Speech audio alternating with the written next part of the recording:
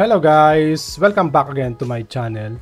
Yan, for today's video, ang ibibigay ko naman ngayon, yung top 10 1 horsepower pinakamatipid na window type inverter aircon as of April 2024 according to Department of Energy or DOE.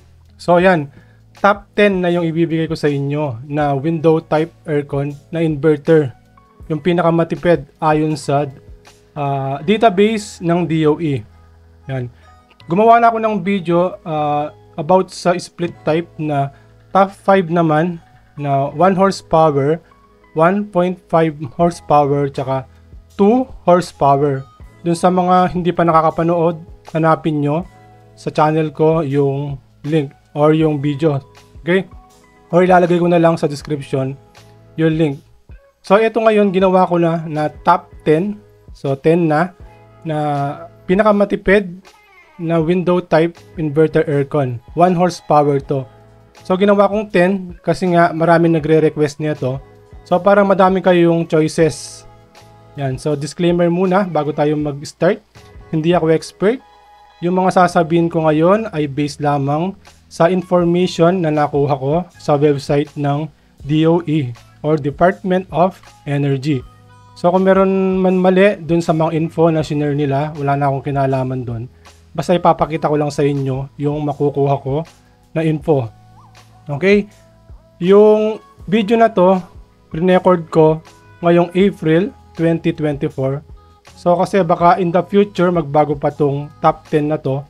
So kung sakaling magbago, i-update ko na lang itong video na to. Kaya kung hindi pa kayo nakasubscribe, mag-subscribe na kayo at i-click yung notification bell para ma-notify kayo sa mga susunod ko pang mga video. Okay? Kung meron kayong mga question, suggestion, or gustong pagawa ng content, ilagay nyo lang sa comment section. Paki-follow na din ako sa Facebook page ko. Ilagay ko sa description yung link. Okay?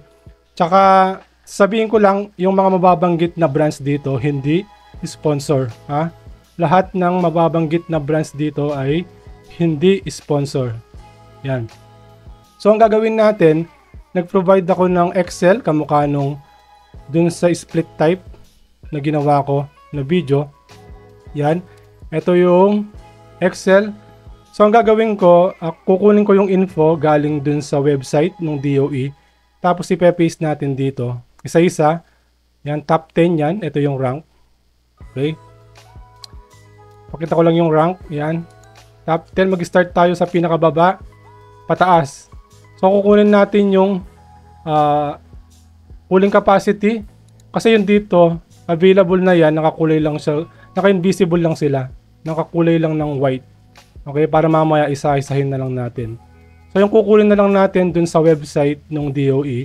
Yung cooling capacity. Yan. Yung power rating. Yung watts niya. Yung monthly energy consumption, kilowatt hour to. Tapos 9 hours lang sa isang araw. Tapos isang buwan. Okay? Nung tinest nila kasi to, 9 hours lang nilang tinest sa isang araw, pero isang buwan yung ano nila, yung pag-test nila. Okay? Tapos dito katumbas siya ng 9 hours na paggamit. Same din dito. Bali itong kilowatt hour dito, ko-convert lang natin sa peso para lang may idea kayo. Tapos kukunin na din natin yung 24 hours kung gagamitin mo yung aircon ng 24 hours. Okay? So yung video na to medyo matagal kasi nga top 10 to. So kung naiinip kayo, skip nyo na lang. Yan. Tapos kukunin din natin is siguro bibigyan ko kayo ng price dito, pero yung price dito ay depende pa rin sa seller. So yung kinuha ko na price dito ay galing lang sa online. Sa Lazada ko kinuha. So nakadepende yan sa seller. Pwedeng tumaas, pwedeng bumaba. Pero at least bibigyan ko kayo ng idea. Okay? So start na tayo. Mag-start tayo sa number 10. So yung number 10, ito, yung Panasonic. Okay? Panasonic, tapos ito yung model niya. Siya nga pala, dun sa mga gustong bumili nito, ilagay ko lahat ng link sa description ng mga legit seller. Tignan nyo na lang dyan kung merong available na link. Yan. Kasi yung iba dito, ay wala akong makita na online seller na nagtitinda. Okay, yung mga available lang ang ilalagay ko. Yung mga legit seller ang mga yan, guys. Okay? So yan, yung number 10 natin ay yung Panasonic. Tapos ito yung model niya. Yan. So ngayon punta tayo sa website ng DOE. Ito, kinuha ko na para mabilis. Para direct na siya. So yan. Ito yung website niya, ito yung link. Yan, makikita nyo. doe.gov.ph. So yan, i-check muna natin. Walagay muna natin dito yung model niya. Yan, meron na yan. Meron na info dyan, okay? So, lakihan lang natin para makita nyo. Okay. Yan. So, yung number 10 Panasonic, tapos ito yung model niya. Kunin natin yung info. Check muna natin yung model kung tama para sure na tama yung info na makukuha natin. Okay, tama ito. So, yung refrigerant niya, R32. Yan. So, ito yung cooling capacity niya. Yan. So, ilagay natin. Para lang mamaya, i-compare natin yung mga info na nakuha natin sa isa't isa para ma-compare natin talaga ng maayos. Makita natin talaga ng maayos yung comparison nila. Okay? So, gandahin ko lang yung format niya, guys. Para, yan. So, yan yung cooling capacity niya. Tapos, yung next, yung watts niya, ito. Yan. Power input. Yan. Parang transparent tayo. Tulad ng ginawa ko dun sa mga nakaraang video ko na dun sa mga split type. Yan. So ngayon kunin natin yung kilowatt hour sa 9 hours na paggamit everyday in 1 month. Okay? So yan, ito. Ito yung computation nila. So dito 9 hours lang. Yan, kikita nyo. Tapos 30 days yan nakalagay. 9 hours. Tapos 30 days. Yan. So, yung monthly energy consumption niya, ito, kilowatt hour to. Yan. Kunin natin. Lagay natin dito. Yan. So, ngayon, sa peso naman, katumbas siya ng, ito, sa peso. So, yung ginamit nila dito, guys, tulad nung nakaraang video ko, dun sa mga split type, 10 pesos lang din. O, 10 pesos na lang din yung gagamitin natin. O, yung nakalagay dito, 10 pesos lang. So, yung 10 pesos na yun, yung 10 pesos na to, ito yung rate na ginamit nung tinest nila itong aircon na to para makuha nila to. Okay? Kasi yung rate sa lugar natin iba-iba. So tignan nyo na lang yung rate sa lugar nyo. Nasa bill naman yan. Okay? So itong 106.92 katumbas siya ng 1,069.20 kung 10 pesos yung rate. Okay? Malinaw yan ha. Lagay natin dito. 9 hours na paggamit lang yan guys everyday sa isang buwan. Okay? Huwag kayong malilito. Hindi 24/7 to. 9 hours. So ngayon kukunin natin yung 24 hours para meron tayong idea kung magkano yung makukonsumo niya sa 24 hours na paggamit. So dito yan. Yan. So 24 hours. Tapos 1 day. Yan. Tapos 10 pesos yung rate. Same lang din dito. Okay? Para uniform lang tayo. Ito yung katumbas niya sa 24 hours na paggamit. 95.04. Yan. Okay. So, yan. Yun yung mga info na nakuha natin sa website ng DOE. So, yan yung cooling capacity niya, 2.64. Yan. Yung power rating, 792. Yung monthly energy consumption, ito, sa isang buwan, kilowatt hour to. Yan. Tapos, katumbas siya ng, ito, sa peso. Tapos, sa 24 hours na paggamit, 95.04. So, pwede pang bumaba yan, depende sa paggamit mo. O, kasi nga, inverter to. Pwedeng tumaas yan. Inverter kasi to, guys, kaya pwedeng bumaba pa. Pero, sabihin ko lang sa inyo, guys, hindi porket nakuha ng DOE na ganito, ganun din yung makukuha nyo.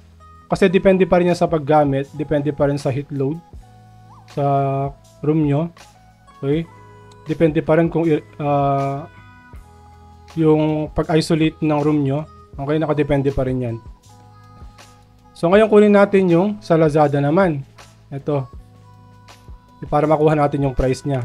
Itong price guys sabihin ko sa inyo, depende pa rin yan sa seller. So, yung price nito ay nasa 31.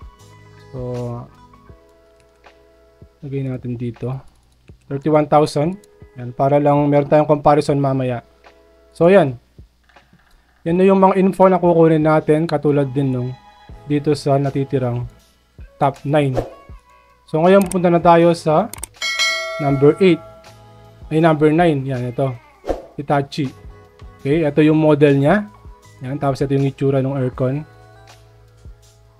Top 9 to. Tapos punta na tayo sa website ng DOE para makuha na natin yung mga info tulad nung kanina. So yan, yung refrigerant niya pala ay R410A. So iba yung refrigerant niya. Hindi siya R32. So yan. Hindi ko na nilagay dito sa Excel yung refrigerant para hindi na tayo masyadong malito sa mga info. Dahil na doon sa mga newbie baka malito sila. So yan, kunin na natin yung cooling capacity niya. Ito. Ayun, dali. Kulayin muna natin ng black to. Yan. So, ito.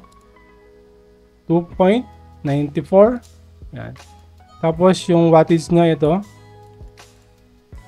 Okay. So, lagay ko lang guys para mapabilis tayo ha. Tapos, ito 9 hours. Tapos, 10 days na paggamit. Yung kilowatt hour niya ito. So, katumbas siya ng ito. Kung 10 pesos yung rate. So, yan guys. Sana nakakasunod pa rin. So, kunin natin ngayon yung 24 hours na paggamit. Same lang din dun sa kanina. Para mapabilis tayo. Tapos yung rate na ilalagay natin ay 10 pesos. Yan. Okay. So, yan. Ngayon kunin natin yung price niya. Para agad makumpleto natin yung mga info. Dahil nga 10 to para hindi tayo matagalan. So, ito yung price niya. Yan. So, mas mahal to compared dito sa Panasonic.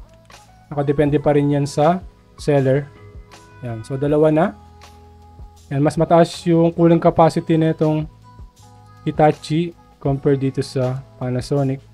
Okay. Pero, mas mababa yung wattage nung Hitachi. Okay. Yan. Yung monthly energy consumption niya, kilowatt hour. Konti lang naman. Okay, dito halos 10. Okay. Dahil nga 10 pesos yung power rate. Tapos sa 24 hours na paggamit, yan ito. Piso lang, mga ganun. Okay. So next na tayo, number 8. Yan, para lang meron kayong idea kung alin yung top 10 na pinakamatipid ayon sa DOE na 1 horsepower window type. Window type to guys na. Lahat ng to window type. Okay? Yung number 8, Hyundai. Yan. Ito yung cooling capacity niya. Okay. Tapos kunin na natin itong mga info niya. So lahat ng link nito guys lagay ko sa description dun sa mga gustong mag-order. So check muna natin yung model niya kung tama. Para sure tayo sa info. Okay, tama. R32 yung refrigerant niya. Cooling capacity niya. Kunin na natin. Okay, same lang din dun sa Panasonic yung cooling capacity niya. Tapos yung watts niya ito. So bilisan lang natin ng konti. Para hindi humaba itong video. Okay, ito yung monthly energy consumption. Yan. Basta yung goal ko lang dito para ipakita sa inyo kung alin yung top 10 na pinakamatipid ayon sa DOE. Sa tinest ng DOE. So ngayon 24 hours na paggamit. 24 hours, 1 day. Tapos 10 pesos. Yan. 91.80. Okay, ngayon yung price niya. So, sa Lazada ko lang din nakuha. Okay, mas mura. 27. Check muna natin yung model para sure tayo. Tama. Okay ba na naman? Okay, tama. Okay. So, yan. Mas mura siya. 27,000 lang. Okay. Yan. Pag ganito kasi, nakikita na natin yung comparison. Yan. Para madali yung makita. Ano, okay. Yung monthly. Kung gaano kalayo yung difference nila sa isa't isa. Yan, okay. Ito yung sa peso. 9 hours lang to guys ha. 24 hours na paggamit. Yan. Ito yung konsumo niya. Tapos ito yung price niya. Okay. Next na tayo. Number 7. Yan, Coppel. Okay, ito yung model niya. Ito yung itsura niya. Tingnan nyo na lang.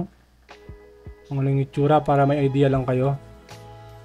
Kunin na natin yung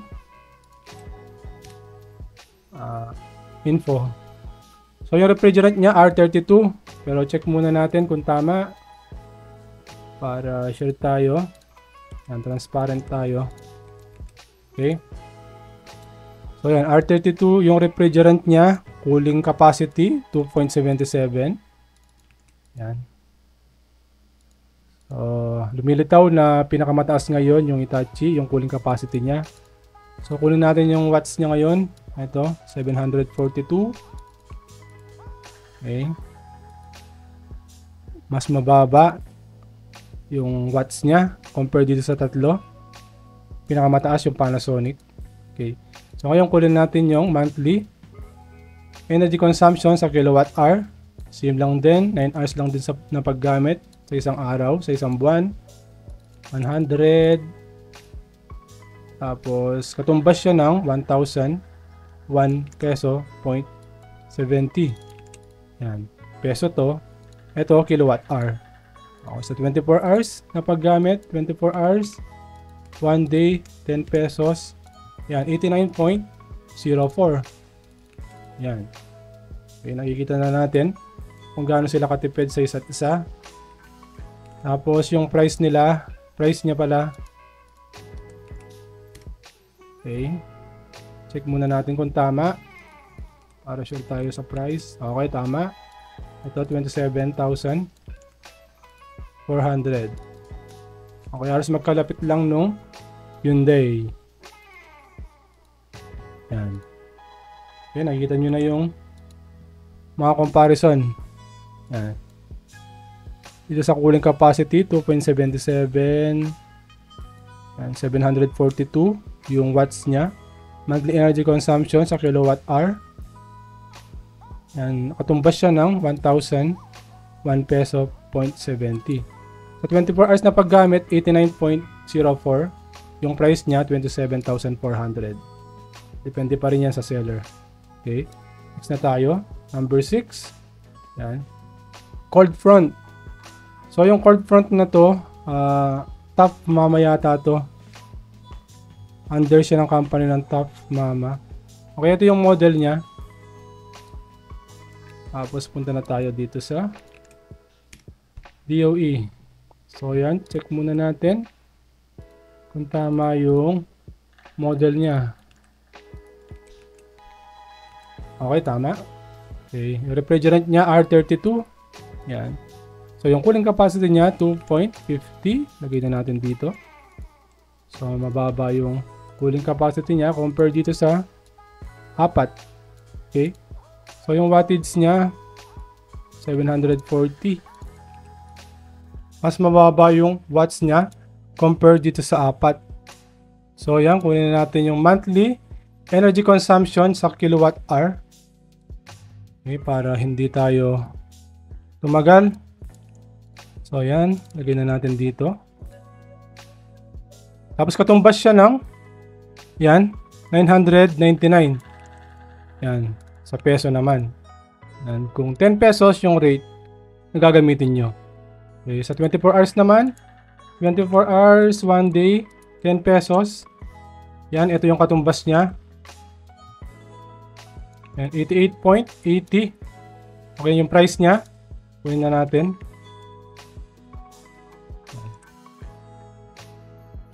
Okay. Yan, under siya ng Top Mama. Ito, nakalagay dito. Yan. So, ito yung price niya. Mas mura siya. Mga inverter itong mga to, guys, ha. Okay. So, lumalabas, pinakamura ngayon, yung cold front by Top Mama.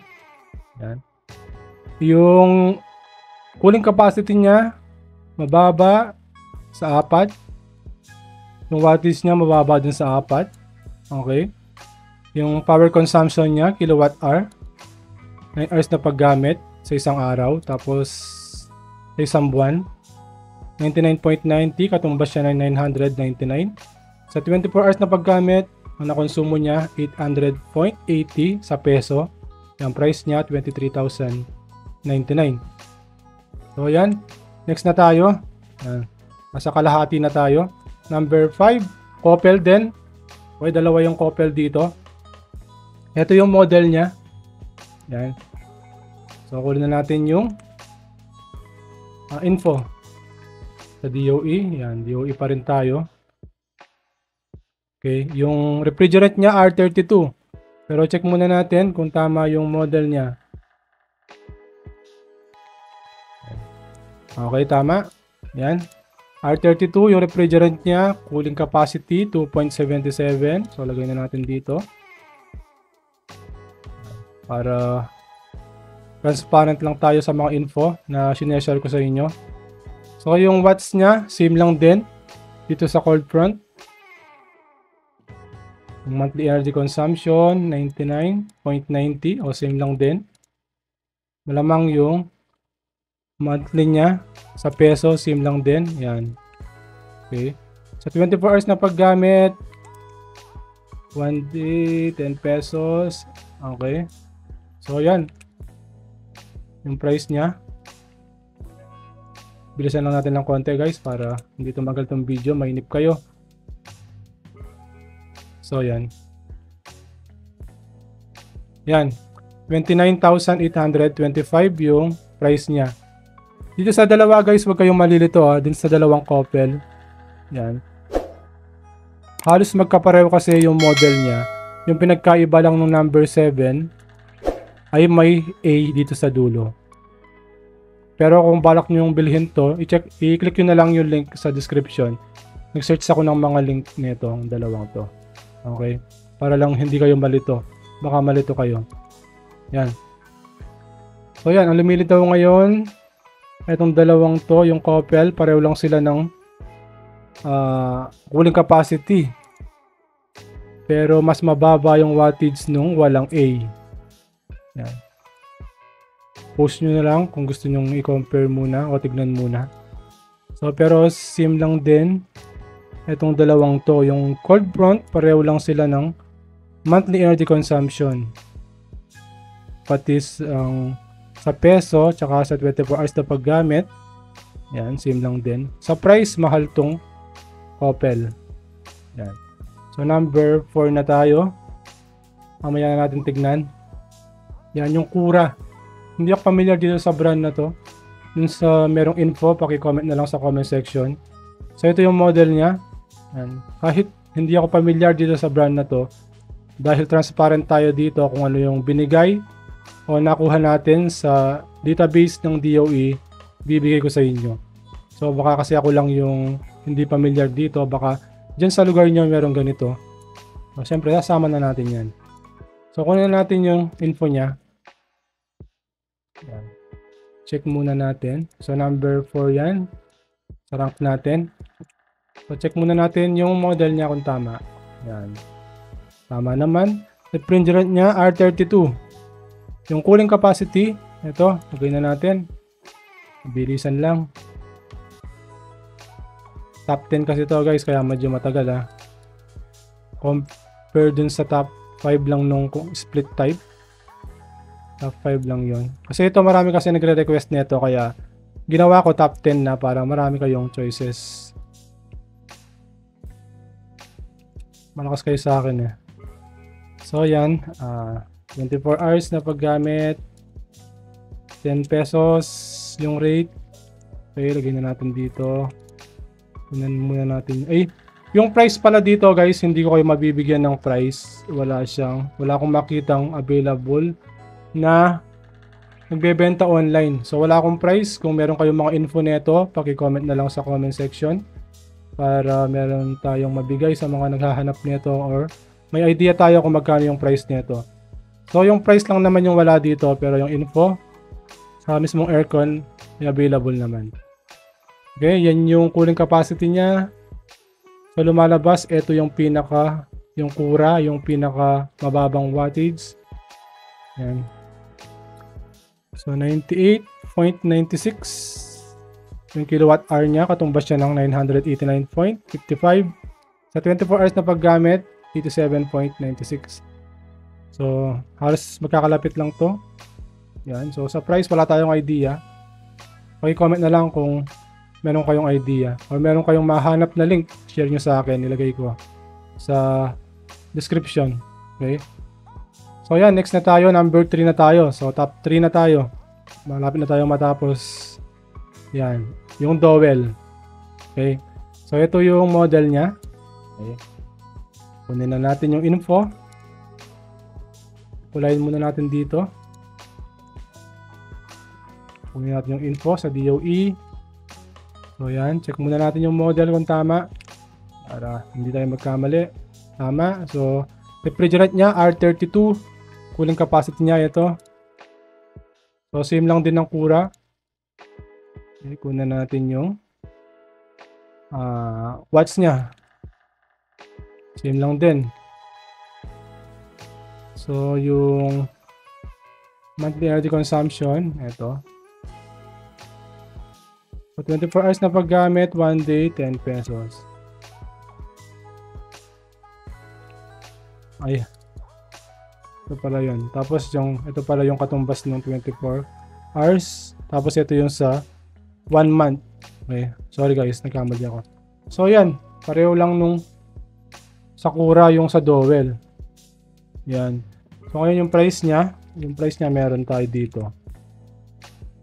Yung Sakura lang yung wala. Okay, 24,000. So, mura siya. Yan. So, ito na yung pinakamura. Ay, ito pala yung pinakamura natin. Yung cold front ng Top Mama. So, yan. Ito yung pangalawang pinakamura natin. Okay? So, yan. Same lang sila ng info nung Sakura. Yan. Okay. Guys, kung meron man magkakapareho dito, yung pag-sort ko, yun lang yung lumitaw na mas mataas, kaya yun lang yung kinuha ko. Okay? Sa pag-sort ko lang. Kaya kung meron man kayong makitang magkakapareho dito, tapos bakit mas mataas yung isa dun sa isa, sa pag-sort lang yun. Okay? So, next na tayo. Number 2 na tayo. Yan. Hanabishi. Yan, yung number 2 natin, Hanabishi.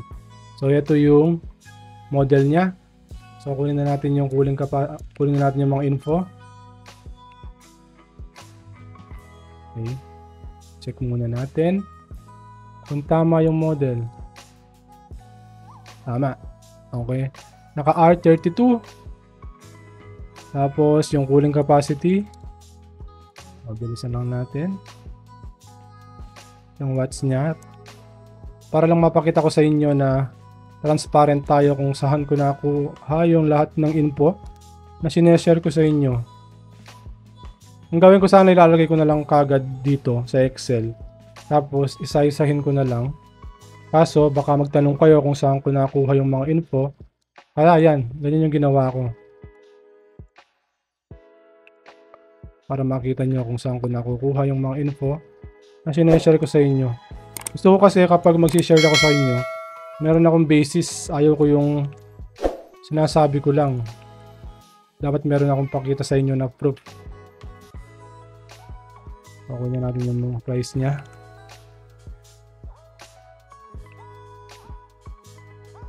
So, yung price niya. Tapos, tingnan muna natin. Check muna natin yung model kung tama. Okay, may space lang dito yan. Kaya hindi siya umilaw.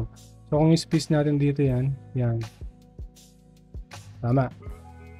Okay. So, ito yung price niya. 25,649. Tignan nyo na lang yung price niya. Yung comparison nila. Yan. Okay, so yung tatlo, magkakapareho lang. Yan. Tapos, itong dalawa, magkakalapit lang yung price niya. Dito kasi wala tayong price na mahanap dito. So, lumalabas, ang pinakamahal ngayon ay yung Panasonic. Ayan. Ay, hindi pala. Ito palang Hitachi. So, pero depende pa rin yan, guys, ha, sa seller. Baka may mahanap kayo na mas mura sa mga to. Okay. So, ngayon, number 1 na tayo. Ano nga ba yung number 1? Na pinaka matipid na 1 horsepower na window type ngayon April 2024. Based yan sa information na nakuha ko sa website ng DOE. So yung number 1 natin, ito, TCL. Okay, yan. TCL, tapos ito yung model niya. Ito yung itsura niya. So ito yung bago ng TCL na window type ngayon. Maraming aircon ngayon na ganito yung itsura. Okay. So hindi ko nakuha yung link nung sa DOE. So kukunin ko na lang. So check natin. DOE.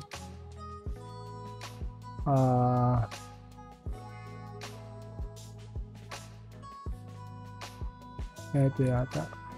Yan, ito guys. Palagay ko dito.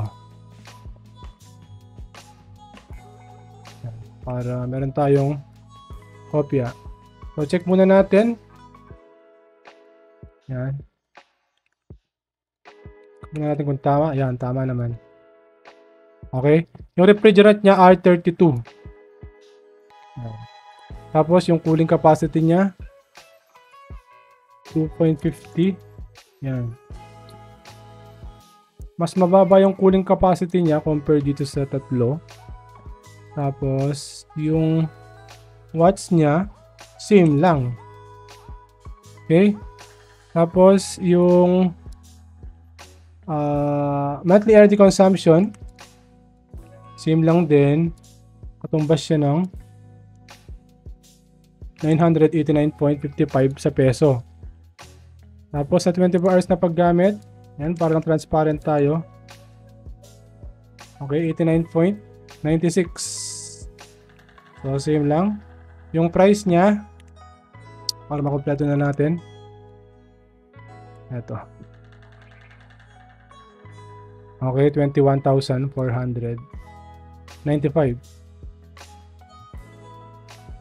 So yan, kompleto na yung info natin. Maliban dito sa price ng kura. Kung meron kayong info, ilagay na lang sa comment. Yan guys, screenshot nyo na lang. Tapos tignan nyo, i-compare nyo sa isa't isa. So lumalabas dito sa power consumption, yung apat na to magkakapareho. Yan. Sa pag-sort ko lang, doon lang nagkatalo. So kung mag-ano tayo sa top, so ito yung apat, yung pinaka-top. Yan. So kung nagbabalak kayong bumili ng mga ganito, yan, ilagay ko sa description yung mga link. Saka siguro kung ito yung mga type nyo na aircon, itong top 4, pumili na lang kayo ng gusto nyo. Okay? Kung tatanungin nyo ako kung alin dito yung maganda or matibay, hindi ko kayo masasagot doon. Ang masasabi ko lang or ang mapapakita ko lang sa inyo yung monthly energy consumption or kung gaano sila katipid sa isa't isa. So lumilitaw ang pinakamahal yung Hitachi based sa price na nakuha ko sa online. Tapos yung pinakamura, itong 21,000 yung TCL. Okay. Itong mga sikat na brand, ito yung mga mahal. Ito. Tsaka itong Coppel, mahal din. Compare sa iba. Ito magkalapit lang. Yan. So yan guys. Sana meron kayong natutunan dito sa or meron kayong napulot dito sa video na to. Yan. So dapat nung ko pa nagawa to, kaso nga nagloko yung website ng DOE, nag-error siya. Kaya ngayon ko lang nagawa. So kung nagustuhan nyo itong video na to, bigyan naman ng like. Yan. Kung meron ako nasabing mali dito, paki-correct na lang ako sa comment section. Kung meron kayong gustong idagdag, ilagay nyo lang sa comment section. Kung hindi ka pa nakasubscribe, mag-subscribe ka na. I-click mo yung notification bell para ma-notify ka sa mga susunod ko pang mga videos. Try kong gawin yung 1.5 naman na 1 horsepower na window type na pinakamatipid ayon sa website ng DOE. Siya nga pala guys, ulitin ko lang ulit ha. Etong info na nakuha kong to, yung available lang sa website ng DOE. Tsaka nung nirecord ko to, nung April 2024. Baka kasi in the future magbago to. Tapos tanungin nyo ako, ba't yung nakuha nyo na info ay magkaiba? Okay? Kasi nagbabago yan. Hindi ko alam kung kailan nila ina-update to. Pero tinitignan ko na lang, tignan ko na lang tapos update ko na lang kayo kung sakaling magbago. Kaya mag-subscribe kayo tsaka click yung notification bell para ma-notify kayo kung sakaling i-update ko itong video na to. Okay? Sa mga bago lang guys, kung ano nga ba yung kinalaman ng DOE sa aircon o sa mga info na to, sila kasi yung nagpo-provide nung energy label. Ano nga ba yung energy label? Sa mga bago lang guys ha. Energy label. Sila kasi yung naglalabas nito. Dali, aircon yung lagay natin. Aircon. Para may sample tayo. Yan, ganyan. Kung nakikita nyo to, sa mga aircon, sila yung nagpo-provide niyan. Okay? Kung i-scan mo to, itong barcode na to, pupunta siya dito. Yan, dito siya pupunta. Try nyo guys. Mag-search kayo ng ganito or i-scan nyo sa cellphone nyo yung barcode na ganito. Tapos, merong link na lilitaw dyan. Pag-click nyo, lalabas yung ganito niya. Okay, ginawa to nung DOE para guide dun sa mga consumer na bibili na wala idea. So, dito kasi makikita mo yung brand name. Yan, yung product, model. Tsaka yung cooling capacity niya. Yung kanina, yung mga kinuha natin. Yan, tapos yung refrigerant niya, nandito din. Tsaka yung input, power input, nandito din. Tsaka yung monthly energy consumption, nandito na din. Okay, yan, sa taas. Tsaka yung stars, yan, nandito. Okay, so yan yung kinalaman ng DOE sa mga aircon. Yung dito sa info na nakuha natin. Para dun sa mga newbie. Okay, yan guys. Hanggang dito na lang yung video na to. Para hindi tumagal. Sana nagustuhan nyo. Abangan nyo yung 1.5. Try kong gawin hanggang 2 horsepower na window type. Okay guys, maraming salamat sa panonood. Kita-kita ulit tayo sa mga susunod ko pang mga videos. Mag-subscribe lang kayo. Bye!